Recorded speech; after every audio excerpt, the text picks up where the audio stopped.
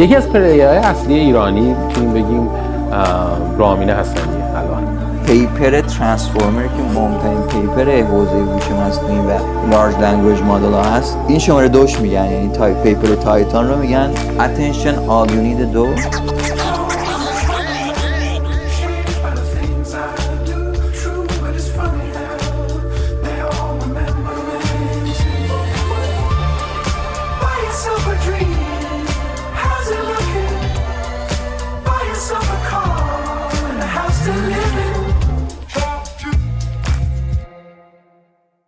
ولی الان خوب شد که یعنی برگشتیم و با هم داریم حرف میزنیم. یه چیزایی هم بود که می‌خواستی یه مدت هم می‌خواستی فوکس کنی، یه تازه خونه خریده بودی، حالا به همه بگیم من با 30 میلیون فرضاً تازه خونه خرید. نه ولی منم تازه موو کرده بودم سان فرانسیسکو، یه ذره بالانس کردن این سخته. چیزی ممکن بود با این همه فکر نکن تو کسی که تازه اومدی به ایریا سیلیکون ولی نمیشد دیگه اصلا نمیشد، یعنی impossible که بشه همچین کاری کرد. و اینو کلیر کنیم، ما هیچ ولیوی گین نکردیم به لحاظ مالی تنجبل، یعنی چه نتورک چه هیچی. من فکر میکنم یه چیز عظیمی تو منفی شد، این هزینه زیادی منفی شدیم، ولی خب نه حقیقتا فقط حال داد. یعنی اگه بخوایم بگیم فقط به خود من خیلی خوش گذشت. ما امروز با فرزام میخوایم اپیزود اواخر سال 2025 در روزهای آخر هستیم، شاید آخرین روز، و میخوایم راجبه مثل رسمی که داشتیم قبلا یه اپیزود هم پر کرده بودیم که بهش میگفتیم سکند پرایز، به بهترین ها در کتگوری های مختلف انتخاب کنیم از نظر خودمون، از نظر من، از نظر فرزام. چرا این کارو میکنیم؟ به خاطر اینکه کمک میکنه اگر اونا ایرانی باشن، خب شاید یه مقداری بهشون توجه بیشتری بشه و آدما برن راجبشون بیشتر بخونن و چیزهایی بوده که برای ما جذابه و طبیعتاً حتما کسای دیگه کارهای دیگه ای کردن. ما چند کتگوری انتخاب کردیم که توی هر کتگوری من نمیدونم فرزام کی مد نظرشه و فرزام هم نمیدونه من، یعنی یه دیبیتیه که حالا لایو داره اتفاق میفته و میگیم که از نظر ما چه شخصی یا چه پروداکتی یا چه کانتنتی بهترینه تو اون کتگوری و راجبش صحبت میکنیم. تمرکز این بوده که ایرانی باشن و ایرانی خارج از ایران، ولی خب بعضی کتگوری ها واقعا نمیشده و به نظرم اپیزود جذابی میشه. خیلی بریم. آقا اولین کتگوری ما که میخوایم راجبش حرف بزنیم کتگوریه که شاید فرزام هم خیلی دوست داره، بهترین AI یا ML ساینتیست در سال 2025 به نظر تو کیه و چرا این شخص طبیعتا ایرانی به نظر تو بهترینه؟ این معیار انتخاب چی بوده؟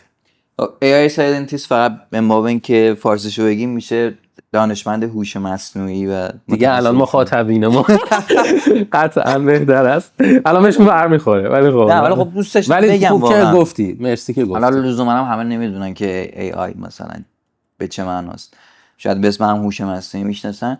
من انتخابم قطعا علی بهروزه و وهاب میررکنی. توضیح میدی که مثلا الان سمتشون چیه، کجا افیلیشنشون با کجاست؟ علی بهروز یه دانشجو PhDه و توی گوگل کار میکنه. وهاب میررکنی سوپروایزر علی بهروز توی گوگل و وایس پرزیدنت آف ریسرچ توی گوگل. کاری که اینا کردن و به نظرم خیلی خیلی مهم بود توی AI سال 2025 یه آرکیتکچر و یه ساختار جدیدی بود به نام تایتان و بعدم اطلس که اینا رو در واقع معرفی کردن. خیلی ساده بخوام توضیح بدم، نگاه کنید، حافظه هوش مصنوعی امروز مثل حافظه انسان ها نیست. کاری که میکنه هوش مصنوعی انگار اینه که میره نوت برمی‌داره و یه جا می‌نویسه. ما انسان هیچ وقت مثلا حافظمون رو نسبت به بقیه نمیایم بنویسیم روی کاغذ، ولی حافظه هوش مصنوعی حافظه‌ای که در لحظه شکل میگیره دقیقاً در بهترین حالت اینه که یه جا میره نوت می‌نویسه. مثلا داره با شما صحبت میکنه، مثلا فرزان به هوش مصنوعی علاقه داره، میره یه جایی اینو مینویسه، در صورتی که ما اصلا این شکل حافظمون کار نمیکنه. حافظمون کاملا یاد میگیره طرف مقابلمون رو، مثلا حساش، حرفاش و اونا رو ما جایی نمی‌نویسیم، کاملا در ما حضور داره. خب این مشکل امروز AI و خیلی از در واقع دانشمندای هوش مصنوعی در روی این کار میکنن که اینو چجوری به یک حافظه خیلی پویاتر و در لحظه ما بتونیم یاد بگیریم و این هوش مصنوعی بتونه یاد بگیره تغییر بدن. و هاوی میرکنی و علی بهروز دقیقا این کار تونستن بکنن. حالا در واقع شروعش، یعنی الان به این نتیجه قطعا نرسیده، شروع این مسیر رو در واقع با آرکیتکچر تایتان و بعدم اطلس دادن که خیلی خیلی محبوب شد. اگه برید ببینید توی اکثر محافلی که هوش مصنوعی مطرح میشه به عنوان attention all you need 2، یعنی پیپر ترانسفورمر که مهمترین پیپر حوزه هوش مصنوعی و لارج لنگویج مدل ها هست، این شماره 2 میگن، یعنی پیپر تایتان رو میگن attention all you need 2. و خب اینا ادامه دادن و به نظرم ادامه هم خواهند داد. اگه سرچ کنید توی یوتیوب علی بهروز توی نیوریپس که یکی از مهمترین کانفرنس های AI میره و این داره توضیح میده به مردم. امسال تو سندیگو و مردم در واقع یک کسی اونجا فیلم برداری کرده از علی بهروز و بسیار زیبا. All those knowledge are actually the knowledge is stored in the ML blocks. It's persistent, or generally any projection block that we have. All of them are persistent blocks, and so we have a persistent from that perspective. Another part about LLM is in context learning ability. So that's somehow another thing. They can experience present, but that just is. When the context is gone, then the knowledge is gone. We do not have access to it. And that's actually very similar to this condition, which is called anterograde amnesia in human. So what it means is that in the onset of, after the onset of this disease, what is happening is we cannot shape any new memory. یه دانشجو توضیح میده و به نظرم کارشون فوق العاده است. ما امیدوارم که ببینیم که حداقل اون ویو باشون صحبت کنیم ما. آره و هاوی میرکنی و علی بهروز من نظرم جفتشون دارن قوی میرن جلو و امیدوارم ادامه بدن و سال بعد یا سالهای بعد یه روزی برگردیم و بگیم که در واقع موج دوم انقلاب هوش مصنوعی رو ایرانی‌ها و با پیپری مثل تایتان یا اطلس شروع کردن. چون تو خب خیلی مفصل گفتی، من سعی میکنم انتخابم رو کوتاه‌تر بکنم که برسیم برای کاتگوری‌ها. انتخاب من آقای امین وحدته.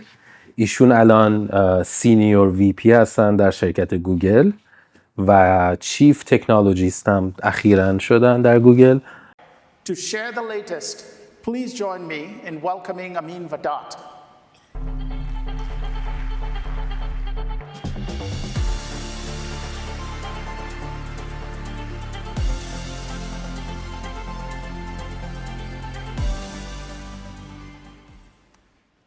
Thank you, Thomas. Demand for AI compute for training and inference is growing at an unprecedented rate. مستقیم با سوندار کار میکنن و ریپورت میدن. برکلی بودن تمام تحصیلاتشون از لیسانس تا پی اچ دی و خب مدت زیادی در گوگل هستن. یکی از کارهای خیلی فاندامنتالی که کردن توی اینفراستراکچر بودن و توی تیم اولیه تی پی یو که خب به هر حال الان میدونین که یکی از عدد ولیوهای گوگله و تونسته در واقع گراک هم تو همون تیم بود. دقیقاً حالا می‌خوایم برسیم اگه لو ندیم. ایشون بودن و به نظر من خیلی خیلی آیکونیکه که ایشون در واقع کاری که کردن توی گوگل. برای اینکه تو یه آدم جوون‌ترم گفتی، من آقای هادی پورانساری رو انتخاب میکنم به عنوان نفر دوم. چرا؟ ایشون اولا در اپل لید ML ریسرچرن، طبیعتا نسبت به آقای وحدت جوانتر، ولی یه پیپر بسیار خوبی دارن که در واقع بیس اصلیش استفاده آپتیمایز برای کامپیوتینگ روی اج و اینکه چجوری از مموری ها بهتر استفاده کنیم. حالا من تایتل پیپرم Pre-training with Hierarchical Memories Separating Long Tail and Common Knowledge که ایشون پیپرشون خیلی مورد توجه قرار گرفت و خب حالا چون یه ذره نزدیک بود به حوزه کاری که ما میکردیم، به هر حال این 2 نفر به نظر من خیلی مهمه که کارشون رو نگاه کنیم. بریم آقا کاتگوری بعدی، بهترین روبوتیسیست، دانشمند روباتیک. من بگم به نظر شما در سال 2025 از نظر ایرانی؟ حالا ترجیحاً ایرانیه دیگه. حالا من با علی کاشانی میرم، مدیر عامل سرو روباتیک. انتخاب خوبی. خیلی هم دوست داریم توی پاد باشن، چند بارم بهشون ریچارد شده، حالا امیدواریم که بیان. And CEO, Dr. Ali Kashani.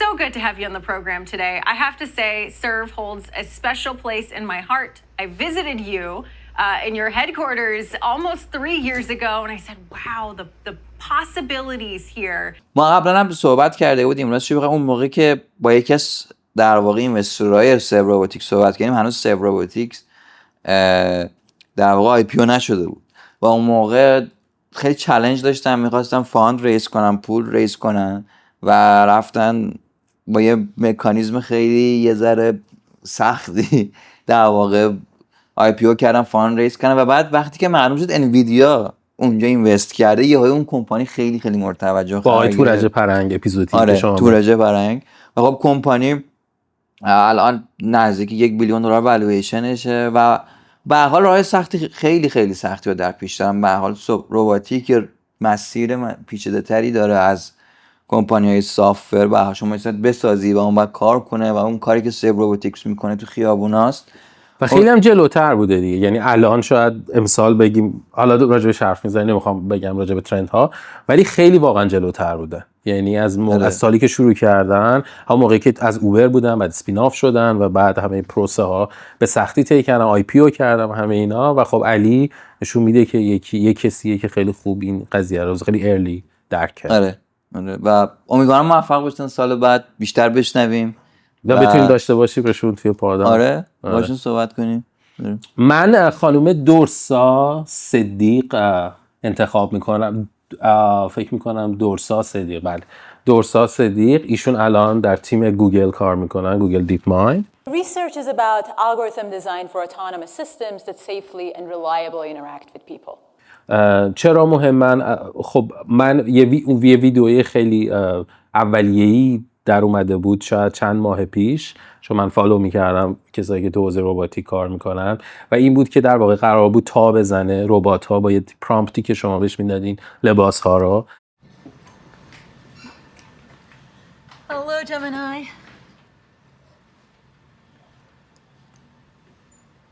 Hello, Gemini. Hello, how can I help you? Oh, I'm gonna do some cleanup today. Can you pick up the blue socks and put them in the gray basket? Okay, I will pick up the blue socks and put them in the gray basket. Thank you. و ایشون خب در واقع این ویدیو توی توییترشون منتشر شد و بعد من شروع کردم پروفایلش رو نگاه کردم. استنفورد پی اچ دی، هنوزم فکر میکنم فکالتی هستن، کامپیوتر ساینس، و توی گوگل دیپ مایند کار میکنن. یک جایزه‌ای هم امسال گرفتن که من میترسم اسمش رو اشتباه بگم، ولی یه اوارد خیلی مهمیه که به در واقع گورنمنت آمریکا میده به دانشمندای جوان که ایشون گرفتن. خانم دورسا صدیق از نظر من بهترین روبوتیسیست امساله. آقا بریم کاتگوری بعدی، Best Robotic Startup of the Year. دیگه من فکر میکنم گفتم دیگه تو موندی به صرف ها. آره ولی غیر از ایرانی فیگر رو به نظرم، بله فیگر واقعا یه هیومنوید. آره هیومنویدیه که به نظرم از تسلا جلوتره. نکنید توی خبرها امسال خب خیلی هیومنوید تسلا بود و اپتیموس تسلا فیلم ها بود، به هر حال ایلان ماسک داشت پروموت میکرد، ولی واقعی وقتی بری نگاه کنی تو تکنولوژی به نظرم کمپانی فیگر جلوتره. من دوستایی که خودم تو تسلا رو این حوزه کار میکردن همشون میگفتن که به نظرمون فیگر چند سال از کاری که ما میکنیم جلوتره، خیلی نرمتر، خیلی دستای بهتری داره، دست خیلی کریتیکال پارته، خیلی سخته و دسته. و بعد چون نیا کن یک بار الان خود مثلا اپتیموس احتمال اگر بیفته زمین که احتمال افتادنشون خیلی زیاده، اون دستا کلا از اول باید احتمالاً ساخته بشن یا گذاشته بشن، دست کامل میشکنه، خیلی خیلی حساسه. ولی به نظر میاد کمپانی فیگر اینو فیگر اوت کرده و جلوتره. من میرم با فیزیکال اینتلیجنس به عنوان بهترین رباتیک استارتاپ امسال. فیزیکال اینتلیجنس هاردور نیست ولی داره یه جنرالایز مدل داره درست میکنه. فیلی؟ نه اون ورد لبزه. ولی تیمشون تیم خیلی خوبی هن. اکچولی یکی از کوفاندرهای گوگل الان سرگئی هم جزو فاندینگ ممبر هاست. ولی سی اوش یه خانومیه که الان اسمش یادم رفت. به نظر من خیلی کارشون پروگرسیوه و علاوه بر اون ورد لبز فیلی به نظرم اخیراً هم یه ریلیسی داشتن راجع به ورد مدلشون که در واقع تو حالا برای دوستانی که توضیح بدن ما فکر میکنم چند کاتگوری مدل داریم. یکی LLM ها، ویژن مدل ها و ورد مدل ها. ورد مدل ها در واقع مدل هایی که در واقع فضایی و یه فیزیکی رو برای شما شبیه سازی میکنن، یعنی احتمالاً حجم و چگالی و رابطه های فیزیکی رو شما میتونید ببینید. و ورد لبز فوکسش صنعت اینترتینمنته که شما میتونید چطوری مثلا یک سیمولیشن سه‌بعدی برای گیمینگ یا سینما فکر میکنم اولین اپروچشون بوده و یه ریلیزی هم شده. و فیلی هم که خب بسیار معروفه به دلیل همون پیپر معروف کت پیپر که حالا در واقع همون دیتا ست ها هست. و این دوتا به نظرم پروگرس خیلی خوبی داشتن. آقا بریم کاتگوری بعدی. این کاتگوری فیوریت من، بهترین ونچر کپیتالیست در سال 2025 با تو شروع میکنم. تو میخوای بگو چون به هر حال حوزه توه. تو شروع کن. آره. ببین من چند تا دارم. خب 2 تا دارم. اکچولی فکر میکنم یکی هم مشترک داشته باشه. حالا نمیدونم تو کی انتخاب کردی ولی من اول میخوام با رامتین نعیمی شروع کنم. آرک کپیتال، منیجینگ دایرکتور اف آرک کپیتال، یک پروفایل بسیار خوبی وال استریت جورنال راجبش نوشته، برین بخونین. و یه اینترویو بسیار خوبی اینوست آف د بست باش کرده که آیکانیکه. Okay, I want to talk about the way that you've learned the entire early stage venture world works now. And Abstract has very quickly become one of the firms whose name you hear a lot. You hear your name a lot. But I'd love you to explain, in the same way you explain sort of the art world, I'll call it market structure. Could you explain your perspective on the early stage investing market structure, just like how it works and how it got to there? Sure. The simplest way to describe this is like how I came up with a thesis for how Abstract actually invests, and this thesis has evolved over time. But رامتین اولا هیچ تجربه اکادمیکی نداشته. یعنی ایشون مستقیم از های اسکول، از کالج میاد یه هج فاند شروع میکنه. هج فاند در واقع شکست میخوره، بعد شروع میکنه در واقع ونچر کپیتال بدون هیچ رپیوتیشنی از الی موو میکنه. ایشون obviously فکر میکنم متولد اینجا هستن ولی خانواده ایرانی دارن. و ویسی آرک کپیتال شروع میکنه. آرک کپیتال یکی از موفق ترین فاندهای در واقع ویسی اینجاست. حالا ریترن ها مشخص نیست ولی خیلی موفقه. و تکنیکی که رامتین داشته این بوده که شروع میکنه در واقع با SPV ها، اسپیشال پرپس وهیکل ها، و توی انجل لیست توی دیل های کوچیک شرکت کردن و یواش یواش رپیوتیشن خوبی برای خودش درست میکنه. امسال در واقع یکی از بهترین ریترن ها رو داشته. نفر دوم کردیت زیاد به آقای علی پرتوی و به خاطر اکسلراتور و به طور مشخص استارتاپ کرسر. ایشون یکی از اولین چک های بله نمیدونستم. بله ایشون یکی از اولین چک های استارتاپ کرسر، موفق کرسر بودن که الان چند 10 یا 100 برابر والیویشنش 30 بیلیون الان دو والیویشن 30 بیلیون فکر کنم. بسیار موفقه. و اون در واقع اکسلراتوری که علی در واقع منیج میکنه یکی از حالا بگیم وایسی، شاید هم تراز وایسی با یه لول کمتر، بسیار موفق. من راستش بخوای تو این حوزه ایرانی الان ندارم. من میخوام حتما به چماس اشاره کنم. چماس نمیدونم میشناسین، تو آلیمپاد یکی از فاوندرهای آلیمپاد و خب کسی که تو آلیمپاد حضور داره است و یه فاندی داره به نام سوشال کپیتال. چماس وقتی برگردی به گذشتهش از اولین اگزیکیوتیوهای فیسبوک بوده. بله. بعد میاد بیرون اینوستور میشه، میاد اون کسایی که توی اسفن یه بخش مهمی از سهام گلدن استیت وریرز میگیره و بعد میفروشه. البته بعد میفروشه، ولی دوران اوج گلدن بله، استیت بله. میاد و از سال 2014 15 از یک تیمی که هیچ وقت اصلا کسی اسمش هم نمیدونست و از تیمای درجه 2 همیشه بود، میاد و یکی از بهترین تیمای تاریخ بسکتبال آمریکا میشه تا سال 2021 و خب خود آلیمپاد و در واقع تغییر فضا و موجی که پشت سر خودش ایجاد کرد و خیلی هم آدم‌ها هیتش هم می‌کردن به خاطر اسپک‌های ناموفق و اینجور. هنوزم اینطوریه. به هر حال نکن از همه اول هیت میگرفته برای فیسبوک، آدم به شدت بروتال و بی‌رحمی بود تو منیجمنتش.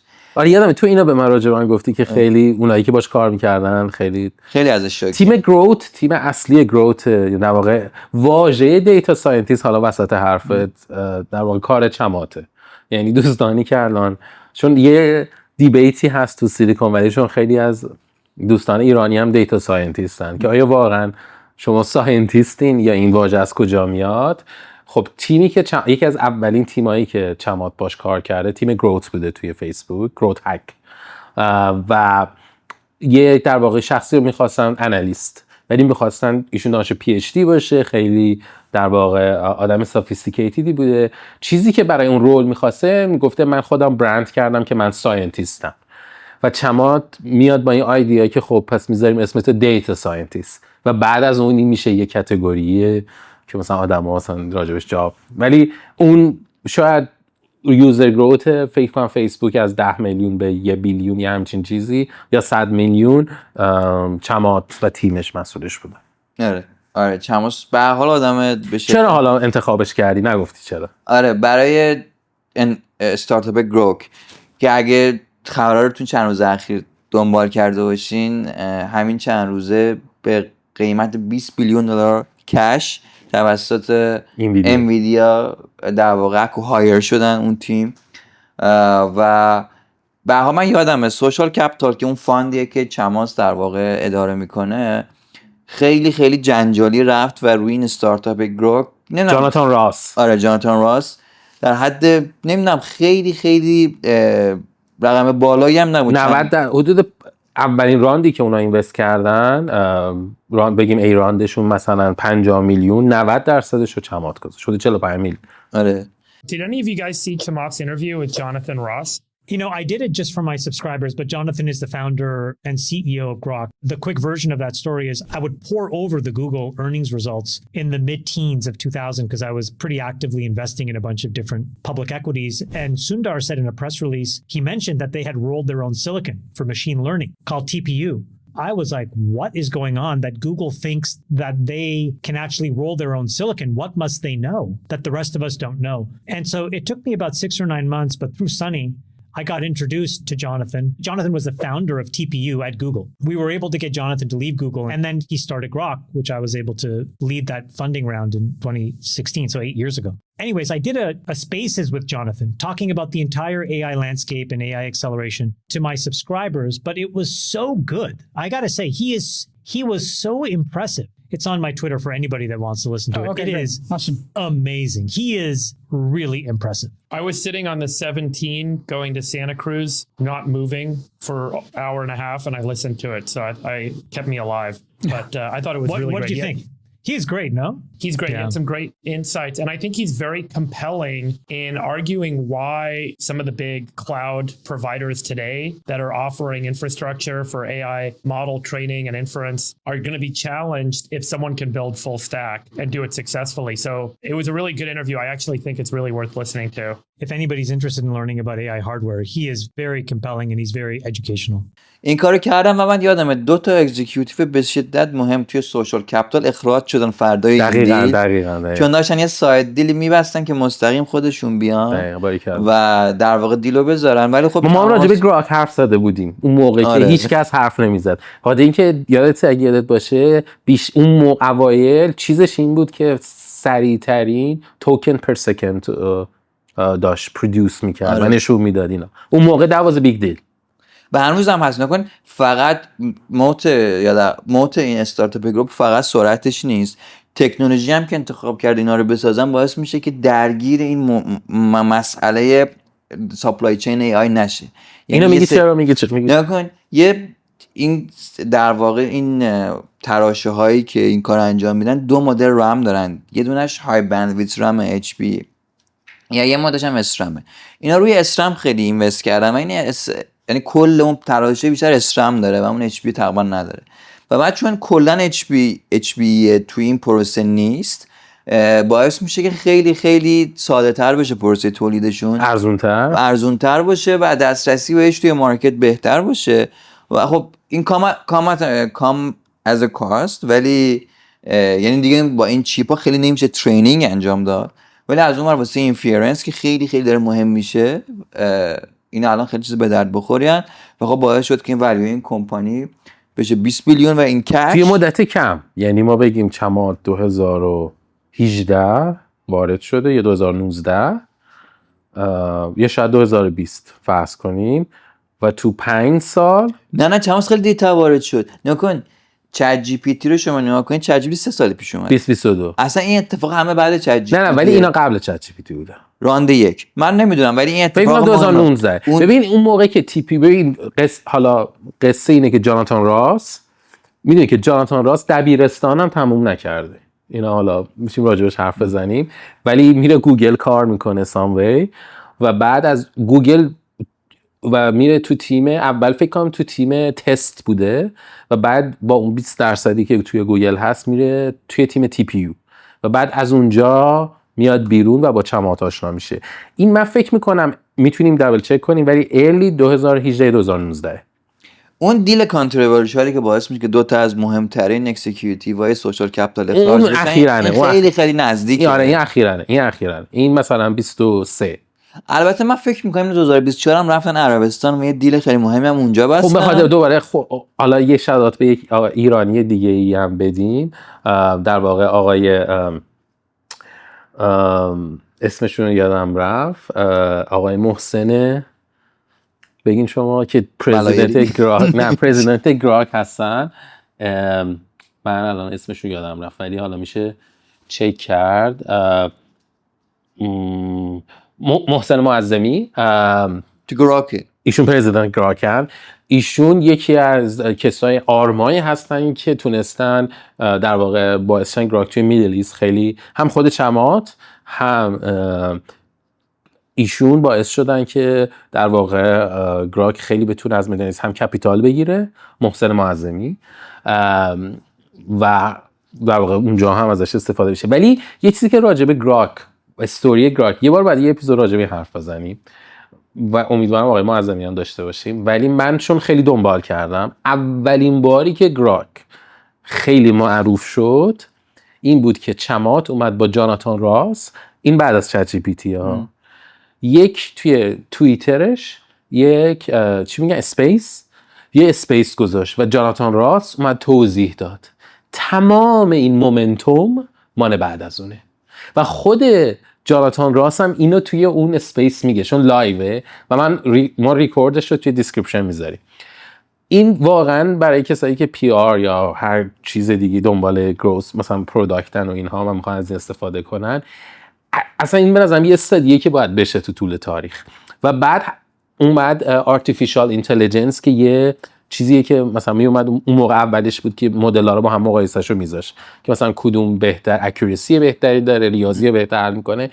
تازه اومد به توکن پر سکند و اسپید اشاره کرد و گراک شد اولیش و از اونجا بود که دیگه مومنتوم شروع شد. آره. اصلا این بحثی که آقا شما بیای بگی من توکن پر سکند هم بهتره بیشتره، اینا هم رو گراک شروع کرد. همین رفتن رو گراک. اصلا کسی اون موقع به این چیزا فکر نمی‌کرد. بعد این انویدیا سعی کرد اینو تیک اوور کنه ولی خب نمیتونست. این نکته اینه که عجیب بود که انویدیا نتونست خیلی موو اوی کنه از جی پی یو به سمت اسرام و اینا و واقعا هم نمیشد و ولی الان نیازش رو احساس میکنه دیگه احتمالاً. یه نکته که هست، من به نظرم خیلی طبیعیه که گوگل، آمازون، این کسایی که میخوان جوری رقابت کنن با انویدیا برن با اون پشت لابی کنن و سعی کنن هواوی که این دیلو به هم بزنن. ولی خب گوگل و آمازون قدرتش هم دارن که لابی کنن و نذارن این دیل.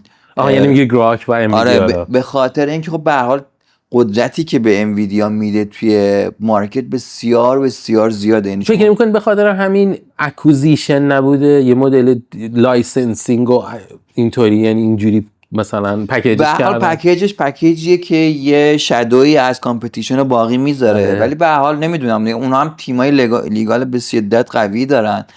مثلا تو این نفعشون هست که نذارن این دیل شکل بگیره، چون اگر تو لانگ ران این دیل شکل نگیره یا به هم بخوره مثل دیل ادوبی و فیگما، اون وقت ضربه‌ای که اون کمپانی میخوره، یعنی خود انویدیا خیلی ضربه سنگینیه، چون احتمالاً بعد یه عالمه فی در واقع جریمه بده به خاطر اینکه دیل بسته نشده، و از اون طرف هم مشخصاً گراکو به عنوان یه رقیب به شدت مهمی بود که ممکن یه روزی در واقع امپراتوری انویدیا رو به چالش بکشه معرفی کرد به مارکت، و اگه این دیل شکل نگیره دیگه یعنی اینکه این امپراتوری نتونسته متحد بشه و ما باید انتظار داشته باشیم که ترینینگ و اینفرنس از هم جدا بشه.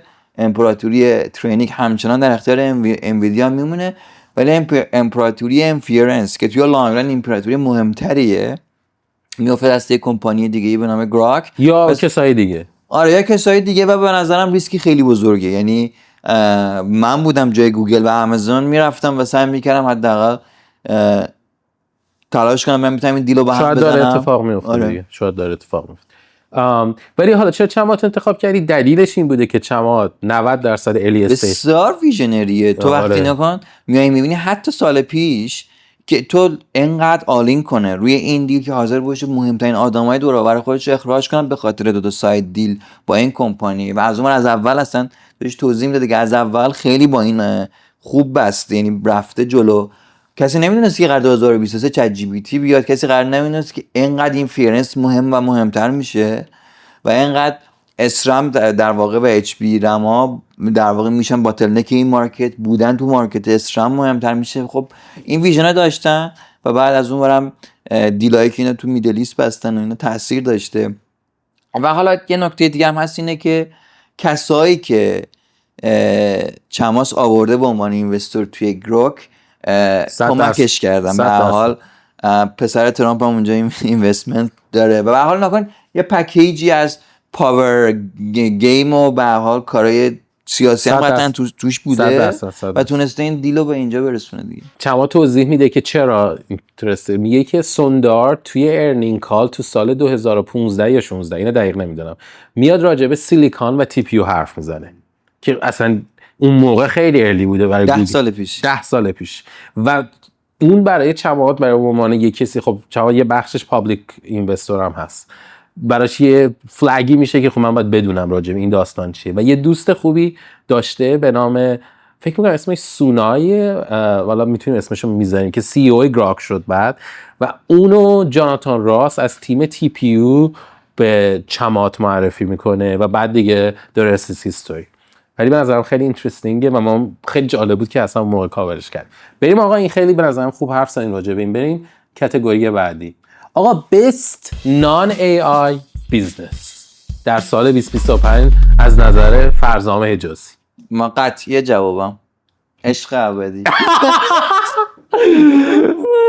نگو که دیدی آیا نه بیزنس خوبی بوده؟ نه بعد خب یه دوره‌ای، حالا جدا از شوخی، به نظرم سال 2025 واسه یوتیوب ایرانی یکی از بهترین سال‌ها. برای همین درشو بستن. متاسفانه این آخر سال خب درش بسته شد، ولی به نظرم حجمی از کانتنت خوب که تولید شد. یعنی تو عشق ابدی و کانتنت خوب من ندیدم، من میتونم با افتخار بگم هیچیشو ندیدم. نه حالا فکر میکنم آقای کارگردانم ندیدن، ولی شما ابدی که حالا شوخی بود به اینجا، ولی عدداش عجیب و غریب بوده. عددش عجیب غریبه. بعد نزدیک بیلیون ویو داره میرسه. بیلیون ویو؟ 1 بیلیون ویو چنل، یه چنل 1 بیلیون ویو به نظرم واسه یک کانتنت ما خودمون دستمون تو کاره این خیلی رقم بالاییه. و خب از اون ورم نکن کلی کانتنت های مربوط به در واقع گفت میکن یه مشکلی که جامعه ما داشت اینه که نظرهای مختلف بشینن با هم گفتگو کنن. و خب کانالای مثل آزاد، نمیدونم کانالای دیگه‌ای که هولوش، ایران تاک، اینایی که شروع کردن و سعی کردن گفتگو رو درشو بستن.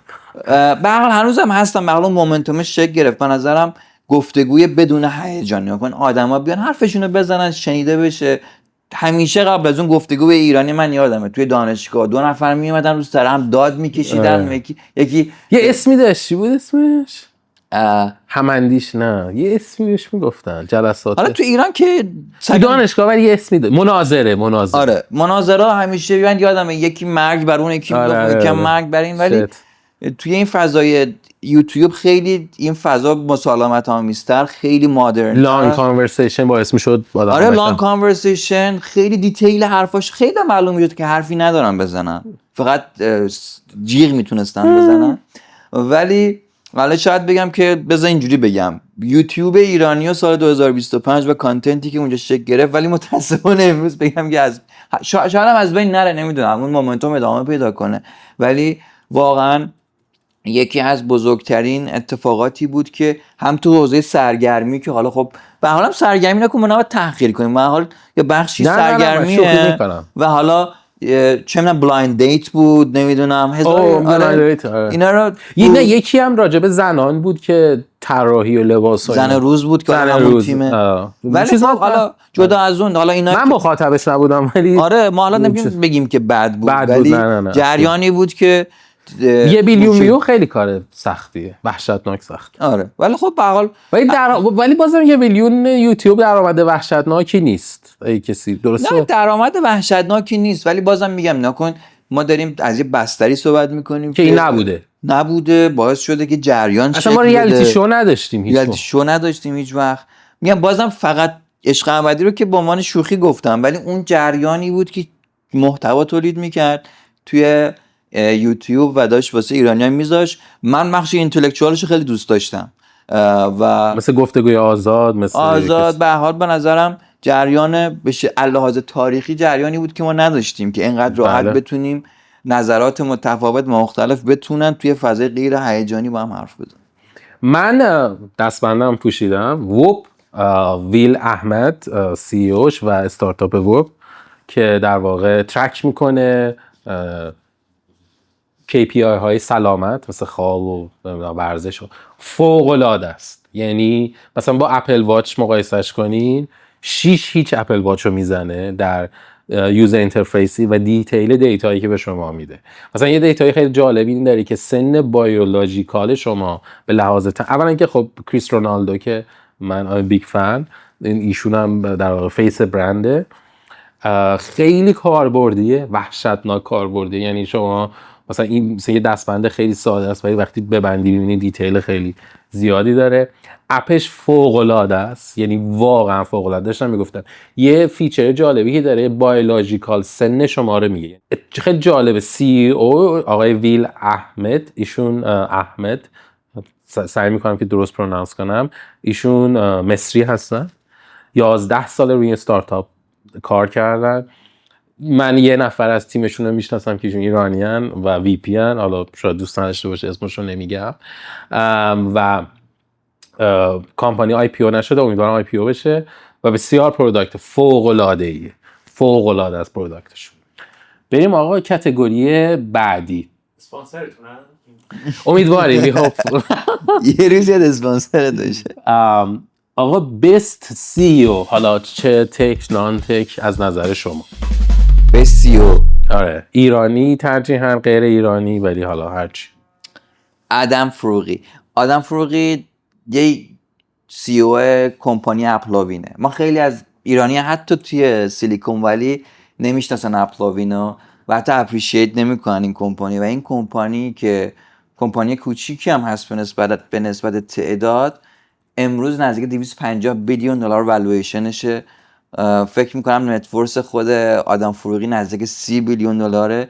یکی از بالاترین کمپانیایی که نسبت رونیو به تعداد آدم هست. یعنی که شما وقتی کمپانی درآمدش به تعداد آدمایی که تو اون کمپانی کار میکنن تقسیم کنی، برای این کمپانی میشه 4 میلیون دلار. یعنی به ازای هر آدمی که اونجا کار میکنه اون کمپانی 4 میلیون دلار در میاره.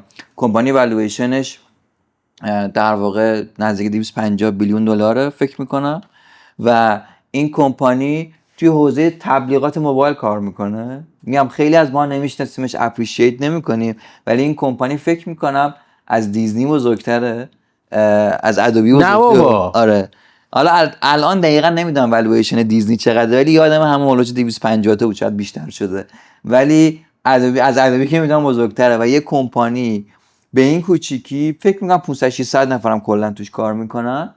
آدم فروغی تونسته به اینجا برسونه و به نظرم باعث افتخار. خیلی هم کم توی کامیونیتی ایرانی میشناسن آدم فروغی رو، من خودم خیلی نمیشناختم. آره ولی به نظرم خیلی دوست دارم که اپلاوین رو بشناسید. خیلی اون پشت پرده رفته و کسی هم نمیشناستش، کمپانیش هم خیلی اون دست اکچولی بعضی وقتا میشه گفت یه جوری سیکرت ساسه، اگه بگیم خیلی موفق ایرانی اینه که خیلی ساید بری کنار رو. آره و به نظرم بسیار بسیار جای من خودم راستش همیشه نمیدونستم که اپلاوین واسه یه آدم یه ایرانی کوفاندرشه، ولی میگفتم آقا یکی از بهترین کمپانیایی که میشستم اپلاوینه. من میخوام خیلی برم به یه سمت دیگه و اصلا از تک و کمپانی خیلی بزرگ دوری کنم و طراح سرشناس ایرانی آقای مایک امیری، برند امیری، به نظرم ایشون خیلی اینسپایرینگه. اولا که خب من خیلی آدم در دنیای فشنی obviously نیستم، ولی اولین باری که اکسپوزر شدم من رفتم ایونت اکوایرد و تیشرت مارک زاکربرگ آقای امیری دیزاین کرده بود. واو. و تو ایونت لایف خود مایک مثلا به ایشون شادوت داد و بعد بعد رفتم سرچ کردم. استات جالب راجع بیزنسش اینه که امسال 300 میلیون دلار رونیو جنریت کردن. یک کمپانی فشن و بسیار بیزنس وحشتناک سخته این بیزنس ها، یعنی به عنوان ایرانی، و بسیار موفقن. اول توی آنتیک فرش های آنتیک بودن و بعد پیویت میکنن به سمت در واقع فشن و لباس و اینها، و منم هیچ در واقع ندیدمشون هیچ موقع، ولی خیلی خیلی به نظر اینسپایرینگه. خیلی هم کار سختی، خیلی سخته. اصلا من خودم مغازه امیری رو خیلی دوست دارم. نمیدونم رفتی یا نه حالا اگه اون که من تو میامیش رفتم، فوق العاده زیبا بود. یعنی من نه میگم من اولین بار همون تو ایونت لایو دیدم. به نظرم خیلی جذاب بود. خب بریم آقا کاتگوری بعدی. برگردیم یه ذره به AI. بهترین AI مدل یا AI پروداکت امسال از نظر شما و چه کسی اینوالو بوده؟ بهترین AI پروداکت به نظرم با اختلاف و خیلی هم نمیشناسنش، ولی به نظرم کلاد کوده. من کلاد کود یعنی کمپانی کلاد، و به نظرم بهترین کمپانی AI امسالو انتروپیک میدونم و داریو آمادی. دلیلش هم اینه که نیا کنید اصلا خیلی هم میشناسن. چرا میگی نمیشناسن؟ نه تو حوزه تک و سافتور انجینیرینگ میشناسن. من اولین جایی بود که اکسپریانس ایجنتیک ای آر رو با در واقع تمام گوشت و پوست و خونم حس کردم. تا قبل از اون نمیفهمیدم که ایجنت یعنی چی، ولی اولین بار که شروع کردم با کلاد کد زدن و ازش استفاده کردم، بکنم 7-8 ماه پیش بود، اونجا اصلا کلا دنیایی برون باز شد. و به نظرم تا امروز تنها جایی که اون ایجنت ها رو تونسته به صورت عالی دیولپ کنه و توی پروسه های کاری که به شدت سخت بودن و هزینه بر بودن بیاد و اونا رو مثلا پروسه‌ای که ممکن بود چند روز طول بکشه رو در حد چند دقیقه انجام بده، کلاد کد بود و داریو آماده. و جالبه کلاد کد اصلا پروداکتی نبوده داخل و ویژنی هم نداشتن. یکی از در واقع انجینیراشون میاد و اعصابش خورد میشه و خسته بوده، گفته آقا من دیگه نمیخوام اینجوری کد بزنم، یه طولی بخوام واسه خودم درست کنم کار کنم باش، و اینا شخصی درست میکنه باش کار کردن. یه دو تا از همکاراش میان میبینن خوششون میاد، میگن به ما هم بده و آروم آروم میشه یه کلاد کد داخل کمپانی استفاده میکنه و بعدش اینو ریلیز میکنن و یهویی امروز به نظرم یکی از و مهمترین محصول ای آی سال بعدم حتی به نظرم کلاد کد پتانسیل اینو داره که اینقدر بزرگ بشه که بتونن از چت جی پی تی هم بیافتن جلو. تو انترپرایز مثل که خیلی موفق شدت موفق بوده و شاید حتی سودده هم شدن، نمیدونم، ولی شاید فکر کنم اولین AI مدل کمپانی که سودده هم شدن. آره عجیبه نگاه آنتروپیک اصلا اونقدر خودشو سعی نمیکنه توی اخبار نشون بده، ولی کمپانی که فکر میکنم 300 تا 500 بیلیون دلار والویشن داره. بله. حاشیه دور و برش کمتره، خیلی حاشیه کمتره. دنبال این اولش هم فقط مگه اشتباه من تصدیق کنم ولی فیزیک ساینتیست کسایی که بک‌گراند فیزیک داشتن و هایر می‌کردن. آماده فکر می‌کنم مثلا خودش هم فیزیک ساینتیسته. اصلا آمریکایی نیست، فکر کنم ایتالیاییه بله. اصالتا. ولی خب از کسایی بوده که تو اوپن ای آی بوده و یعنی میان بیرون و میزنن و اگه یاد باشه اون دورانی که سماتمان انداختن بیرون و ما اون جلسه میخواست بیاد برگرد بهش پیشنهاد دادن گفت نه درسته؟ یکی از بهترین پادکست های ما که تا حالا تولید شده و فرزان عاشق اون پادکسته داستان اون در واقع اون شبه یا اون روزه که سم آلتمن اومد در واقع بیرون از اوپن ای آی و ما سریع اسمش هم گذاشتیم بد بلاد فکر میکنم پادکستو. یکی از به نظر ما بهترین پادکست فرزانه به نظر خود ما یکی از فوق العاده ترین پادکست هست چون خیلی سریع هم بود دیگه. یعنی شاید اولین کانتنت تو ما زنگ زدی آقا بشینیم حرف بزنیم. اولین قطعا میشه گفت تنها کانتنت فارسی بود که تو اون زمان منتشر شد و شاید تو کانتنت ها انگلیسی ها پیش کس ما دقیق فکر می‌کنم تونستیم تحلیل کنیم اتفاقایی که داره میفته و همون هم شد دیگه. حتی همون هم پیش بینی هامون همون شد گفتیم من سم آلتمن برمیگرده و اینا. خیلی خوب. ولی حالا جدا از اون تو اون دوران ایلیا که بعد رفت از اوپنت رفت و به آماده گفت بیا اینو ما بخریم و با هم مرج کنیم. گفت نه و خب اپروچ کاملا متفاوتی داره. توی کانسیومر ای آی خیلی وارد نمیشه، انترپرایز اپروچ در واقع کرده و به نظرم آینده بسیار بسیار به لحاظ سیاسی هم متفاوته دیگه با ادمنستریشن و اصلا کلا خیلی اون پشت بسلاست، خیلی خودش رو درگیر نمیکنه، وارد سیاست نشده، وارد این دیلای سیکولایدی را نشده. آقا بریم برای اینکه وقتم زیغم هست. تو نگفتی؟ من نگفتم. اوراد ببخشید. بهترین مدل ای آی من میرم با لیکوید ای آی و همشهری آقای فرزام خان آقای رامین حسنی. من اکچولی این پریویلیج داشتم که با یکی از بچهای لیکوید ای آی امسال همکار بودم. من خودم با رامین فکر می‌کنم موقعی که 20 سال بود اولین بار دیدمش. آره یه خاطره‌ای هم توی مشهد من اولین بار رامین دانشگاه فردوسی مشهد برای دوستانی که نمیدونن خیلی جالبه. رامین از دانشگاه فردوسی مشهد شروع کرد و امروز یک کمپانی داره که چند بیلیون دلار میارزه. توی آمریکا رامین به شدت آدم شناخته شدیه با جیسون کلانکیس. آره. خیلی معروف تر از اونه دیگه الان. خیلی معروف تره. توی خاورمیانه میشناسنش، توی باستون MIT میشناسه، کلا توی کامیونیتی. بعد میره ایتالیا درسته بعد میاد MIT همچین چیزیه. از فردوسی مشهد من یادم اون موقع که دیدمش بسیار آدمی بود که اهل نتورک بود، دوست داشت خیلی. من اون موقع شریف بودم، خیلی دوست داشت که از شریف بیشتر بدونه، خیلی علاقه داشت نسبت به این و من از همون موقع داشت اون پله های این موفقیت رو میذاشت.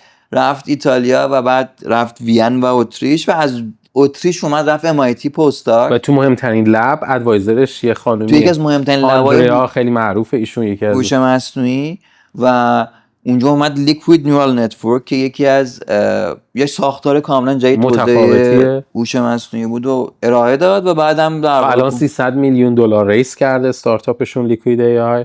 به حال یه ترکشن های حدود چند میلیون یوزر هم دارن. میگم من با یکی از ایمپلوی هاشون هم به طور مستقیم کار کردم. امیدوارم رامینم یه روز بیاد باش حرف بزنیم. ولی شاوت اوت به رامین، به نظرم به حال they are into something. یکی از پلیرهای اصلی ایرانی میتونیم بگیم رامین حسنیه الان.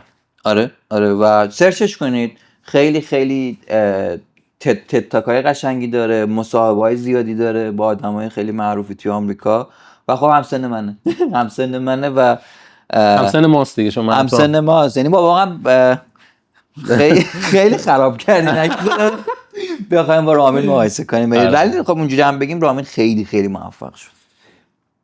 کاتگوری بعدی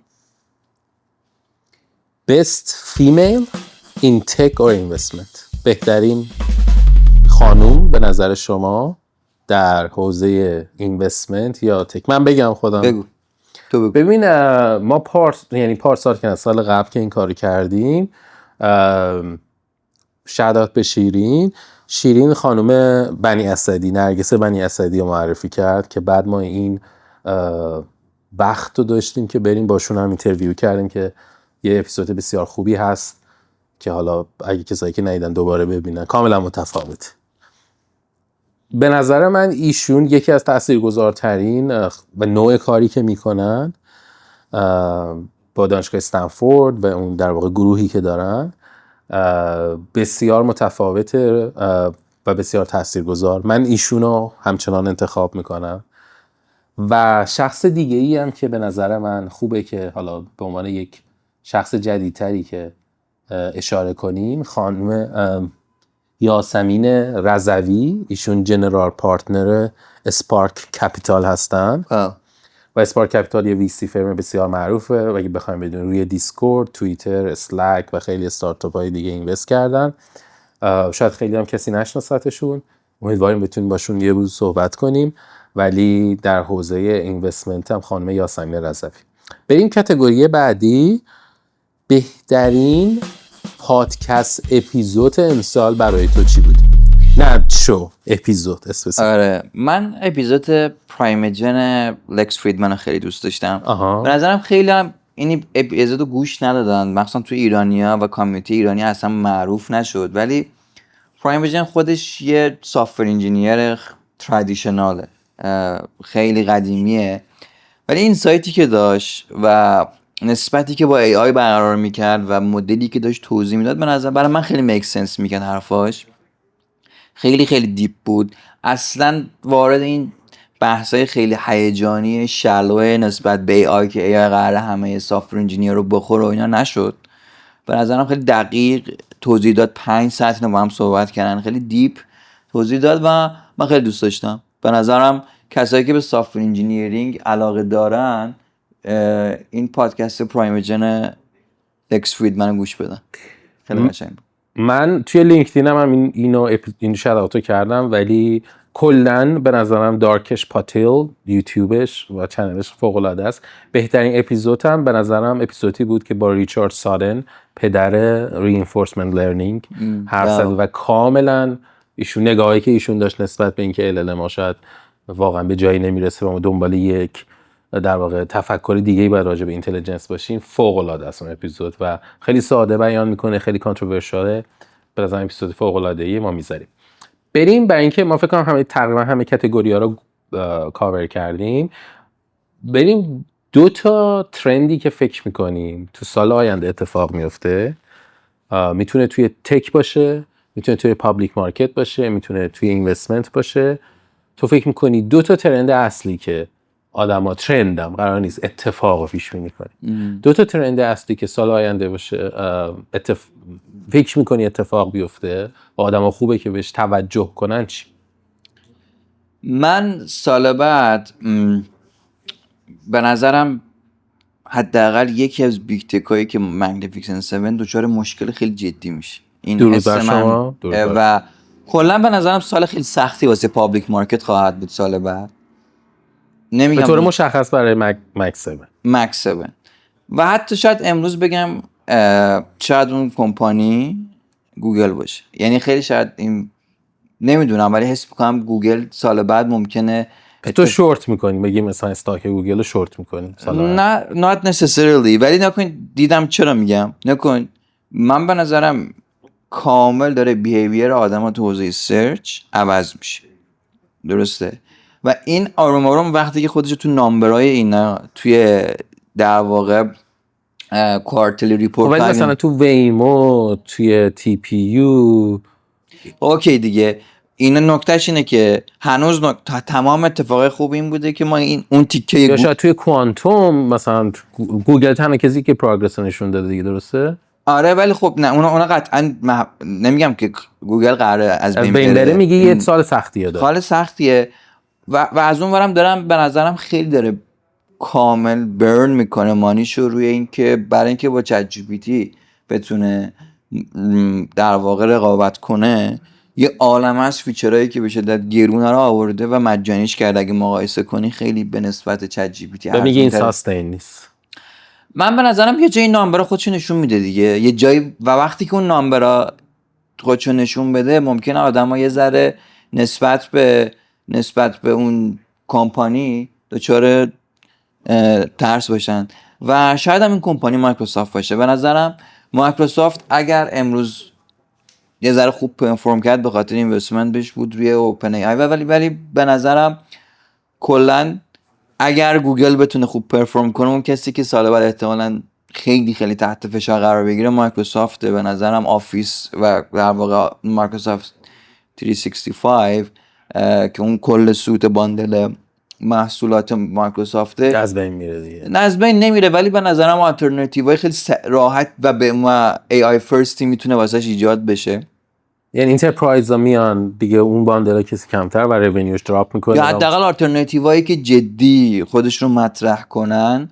چون به نظرم اصلا هیچ در واقع محصول خوبی که بتونه AI رو توی این ادیتورهای مخصوصا مربوط ورد، پاورپوینت اینتگریت کرده باشه هنوز ندیدم و این پتانسیال رو میبینم که یکی بتونه کامل ریتینک کنه و بعید میدونم اپروچ فعلی مایکروسافت که سعی میکنه AI یه جوری بچپونه توی کوپایلوت و بذاره اون کنار که اصلا که کار نمیکنه اصلا. آره به نظرم اون جوابگو نیست و میتونه، حتی گوگل هم جوابگو نیست. اون هنوزم میگم کسی نتونسته حداقل تو این بیگتکانی ریتینک کنه، ولی فکر میکنم که یکی از این کمپانی بزرگ یا حتی شاید آره بعد دید ببینیم، ولی من ازم کامل میشه ریتینک کرد. حالا بعضم فکر نمیکنم کانوا همون کسی باشه که این کارو میکنه، ولی دوست دارم که اینو حداقل ببینم. ولی سرچ به صورت خاص که کامل ریتینگ شده، اینو که همه داریم میبینیم. قبول داری که من و تو اصلا یعنی خیلی کمتر. اصلا من دیگه نمیرم گوگل. خب گوگل ندارم. این چرا تو همین امروز نامبرا رو نمیبینیم؟ همیشه گوگل داره میگیم که ما درآمدمون بیشتر داره میشه، یوزرمون بیشتر، ولی واقعا قطعا این شکلی نیست. یعنی من نمیتونم باور کنم که گوگل سرچ یوزرش 20% افت نکرده باشه یا حداقل اینگیجمنتش افت. ممکنه مثلا آدما یه بخشش به هر حال توی سرچ اونا اومدن، یه بخشی همون اولش که میبینی دیگه اون لینک ها نیست و اون بدتر دیگه. یعنی که تو درآمد عدد به شدت اومده پایین، چون که حداقل اصلا هیچ لینکی نیست. ولی خب درآمد جمینای بهش اضافه شده، خیلی کمتره. اصلا جمینای اکثر یوزرش فریه و میدونی که تنها انترپرایز هم هست و میدونی اونطوری میشه در آورد. من چون الان دیتا ندارم نمیتونم بگم. ادعایی که کردن که درآمد سرچشون 10% بیشتر شده مثلا فکر کنم تو کوارتر قبلی که خیلی رقم بالاییه. تو اصلا فکر نمی‌کنی. من به نظرم منطقیش بود 20% بیفته به تمام اتفاقی که افتاده. و حالا بعد دید دیگه اگه یه بار ماتریالایز بشه ما یهو ببینیم که افت جدی یا مثلا حداقل رشد خیلی کمی یا توی درآمد سرچ داره، ممکنه یهو دوسار چالش بشه. ترند بعدی که می‌بینی و بگو. ترند بعدی به نظرم لازم نیست حتما. یه چیزی که خیلی سال بعد چالنجینگه و به نظرم نراتیوش الان داره شکل میگیره و یه بحث سیاسیه که مرتبط با AI و این که یه بحث شکل میگیره که آقا این جابای شما رو AI داره میگیره و شروع میکنن یه طبقه متوسط نسبت به AI به شدت بدبین میشه. یعنی اینو الان دارم میبینم دیگه. شما برنی جابشون از دست میدن و بعد میگه هر اتفاق بدی بیفته تو حوزه جاب مارکت اولین کسی که اصلا مقصره که آقا AI این کارو کرده و این یعنی یک نگاه به شدت ضد تکنولوژی واپسگرا که به نظرم امروز برنی ساندرز مشخصا نماینده اون تفکره و مخصوصا با ویدیویی که چند روز پیش داد و الان تو CNN و در واقع این نراتیو داره شکل میگیره که آقا مثل این بمونه که مثلا شما اون موقعی که اینترنت اومد یا اصلا ماشین حساب اومد، تمام این کسایی که چرتکه مینداختن بیان میگن آقا این کلکولیتور یا این ماشین حساب یه چیزیه که آینده ما بوده دیگه حتما بوده. نبوده. اصلا همین سان فرانسیسکو میدونی که یکی از مهمترین پورت‌های آمریکا رو داشته، ولی وقتی که این پورت‌های جدید با این کرینا و اینا میاد که اتومات میشه یه بخش زیادیش، کانتینرها میان و اینا سال 1970 از دست میدن. این پورت سان فرانسیسکو این کارو نمیکنه، میگه آقا نه ما کارگرامون رو میخوایم نگه داریم. از اونور پورت اوکلند کامل میاد کانتینر رو میپذیره و سعی میکنه سراغ اون بره و امروز اصلا ما پورتی به اسم سان فرانسیسکو نداریم. همه پورت‌ها تو اوکلند. جالب، من نمیدونستم. و سان فرانسیسکو پورتش کامل نابود میشه فقط به خاطر این تفکر واپسگرا که آقا ما کانتینر چون که تعداد کارگر خیلی کمتری میخواد و همه چیز اتوماتیکه ما نمیخوام سمتش بریم. و به نظرم این نراتیو خیلی خیلی جدی سال بعد علاوه سیاسی قدرت پیدا میکنه و بعد دید که به کجا میرسه. ولی من اینم سال بعد میبینم. دو تا ترند از نظر من، شما دو تا ترند رو گفتی. ترند شماره یک، من با تو موافقم و ولی من اون شرکت رو انویدیا پیک میکنم. چرا؟ به دلیل اینکه خب همینطور که الان می‌دونیم بخشی از درآمد قابل توجه یک لوپیه که تشکیل شده، یعنی این ویدیو رو اوپن ای آی اینوست میکنه، اوپن ای آی چیپ‌های این ویدیو رو میخره و یه لوپیه بین چند تا شرکت که هی دارن از هم میخرن. خب عده‌ای معتقدن که خب نه این هلتیه، مشکلی نیست و اتفاقی که میفته، ولی خب آدمای دیگه‌ای که در اون طرف قضیه هستن میگن اگر هلتیه خب پس چرا این رونیو اینطوریه؟ رونیو چرا بهتر نیست؟ چرا این دیستریبیوشن رونیو بیشتر نیست؟ به نظر من دو تا پوش اتفاق میفته. یکی این که رقیب‌های انویدیا قوی‌تر میشن، یعنی هواوی میاد یه بخشی از مارکتو حداقل بهش حمله میکنه. اگر یه کانفلیکتی هم با تایوان اتفاق بیفته که ممکن اتفاق بیفته، دوباره تاثیرش رو میدیم. یعنی دو تا شوک یا دو تا بلک سوام به بازار انویدیا یا یک در واقع ریزشی در یکی از مشتریهای اصلی مثل اوپن ای آی یا یک کس دیگه ای باعث میشه که در واقع جایگاه انویدیا متذلل شه. پس این یه ترند ممکنه دیده بشه. ترند دوم من معتقدم توی پرایوت مارکت ما توکنیزیشن اسست ها رو بسیار زیاد میبینیم. یعنی چی؟ یعنی روندی که شروع شد که شما میتونست، شروع شده با رابین هود، حالا کسای دیگه که دارن اسست ها رو توکن میکنن، خیلی وقت پیش شروع شده بود ولی الان به دلیل جینیس اکت در قانونی شد. الان ما دیگه میریم به این سمت که شما شرکت های استارتاپی یه بخشی از پولی که میخوان ریز کنن به وسیله توکنیزیشنه، یعنی میان شیرشون رو توکنایز میکنن، آدما میان توکن میخرن و ریتیل اینوستورها حضور بیشتری دارن توی در واقع پرایوت مارکت، نه فقط پابلیک مارکت.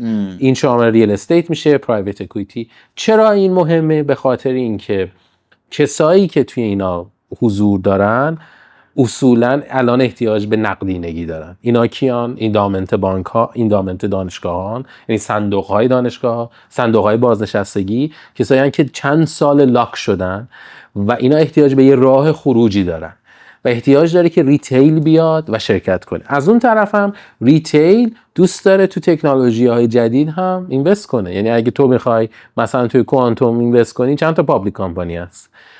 هیچ. تو بخوای تو راکتور هسته‌ای خیلی کم. به نظرم این ترندیه که ترند جذابیه که اتفاق میفته. ببندیم همینجا؟ ببندیم. آقا دمتون گرم. مرسی.